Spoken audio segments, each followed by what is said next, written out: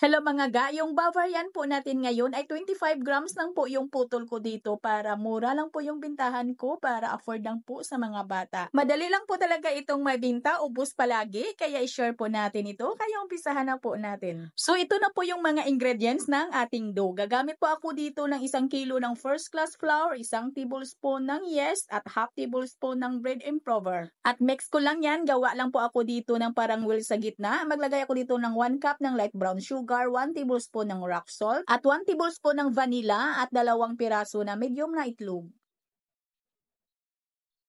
At dito gagamit ako ng 1 cup na malamig na tubig at 1 cup na malamig na evaporated milk. Kung ayaw nyo pong gagamit ng malamig ay pwede naman na galing sa ating gripo, pwede naman na yung room temperature lang yung gagamitin ninyo na tubig at saka yung ating gatas. Mas lalong lumambot kasi yung ating dough pag naluto at maganda yung alsa ng ating dough pag malamig yung gagamitin natin. At dito maglagay ako ng 3/4 cup ng margarine. Pwede din kayo gumamit dito mga ga ng shortening at pwede ding paghaluin. Paghaluin po ninyo yung shortening at saka yung margarine. At pwede din ditong gumamit ng pure butter. Kung gusto nyo na gumawa lang dito ng kalahating kilo lang ng ating harina, ay hatiin nyo lang po yung ating ingredients ng 1 kilo. Kasi yung ginagawa po natin sa ating video ngayon ay 1 kilo na harina po ito.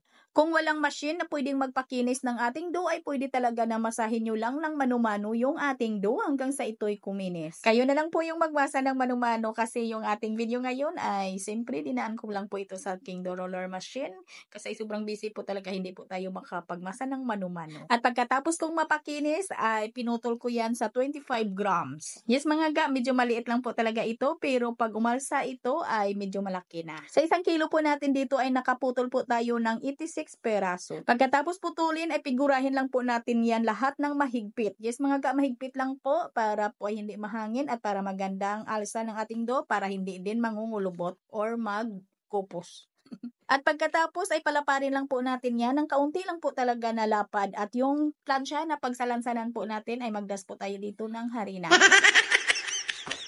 Paalsahin muna natin yung ating dough bago po natin ito prituhin. At pwedeng takpan po natin yung ating dough habang nag-proofing po tayo para hindi mahanginan para maganda talaga yung alsa ng ating dough. Pagkalipas ng 1 oras at 20 minutos ay malaki na po yung aking dough, ay lulutuin po natin na ito sa mainit na mantika. At mga ga, wag lang po ninyong i-over-proofing yung inyong dough ha. Wag lang po masyadong paalsahin. Pag nag 70% na or 80% ay pwede na po talaga natin yang lutuin. Lutuin natin yan sa katamtaman lang po ng apoy ng ating kalan. At dito na po tayo sa ating palaman. So dito meron po akong 5 tablespoon ng cornstarch at 1 cup na evaporated milk. At tunawin muna natin yung ating cornstarch. At maglagay po tayo dito ng 1 can na condensed milk or 390 grams. And then mix lang po natin yan at salain.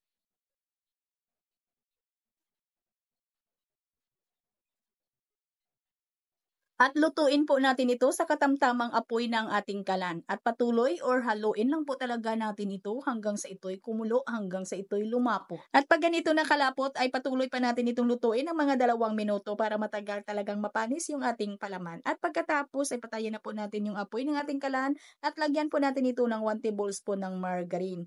At yung margarine ay tunawin lang po muna natin. At nang natunaw na ay okay na po yan. At dahil 2 kulay yung gagawin po natin na palaman ay hatiin ko lang po yung ating palaman at maglagay po ako dito ng half tablespoon ng pandan flavor. Pandan flavor powder lang po yung gamit ko mga ga. Pwede naman kayong gumamit dito ng syrup na flavor. Kung gusto nyo naman na yung palaman ninyo ay plain lang na walang flavor, ay wag na lang po kayong maglagay. At ang isang hati naman ay lagyan ko lang ng food color na ay yellow, 1/4 teaspoon lang para may kulay lang po yung ating palaman. At okay na po yung ating mga palaman, ay set aside lang po natin at palamigin lang po natin. Dito naman tayo sa ating coating. Sa ating coating ay maghalo po ako ng harina, 1 cup po ito, lutuin ko lang. Haluan ko lang ng harina para matagal malusaw yung ating coating. 2 cups ng ating powdered milk. Ito po yung haluan po natin ng harina. Ang inyong harina mga ga ay pwedeng lutuin po ninyo sa inyong kawali kung wala po kayong oven. Lutuin nyo lang yung harina ninyo sa kawali ng mga 5 minutos sa mahinang apoy. At i-mix lang po natin yung ating harina at powdered milk. At pag hindi na dumikit dito mga ga yung ating coating dito sa ating dough ay pwede naman nabasain po ninyo ng condensed milk ang inyong dough para dumikit dito yung ating coating.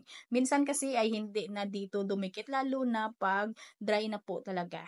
Itong akin hindi ko po ito binasa sa ating condensed milk kasi ay didikit pa naman yung ating coating dito. At gumamit lang po ako dito ng stick para pangbutas at dandahan lang po kasi po ay napakalambot po talaga ng ating dough. At ito na po yung ating mga palaman mga ga. Lagay na po natin dito ng padandahan. At yung paglagay ko dito mga ga ay hindi lang po talaga masyadong madami yung palaman natin na ilagay ko kasi ay mura lang naman yung aking bintahan dito.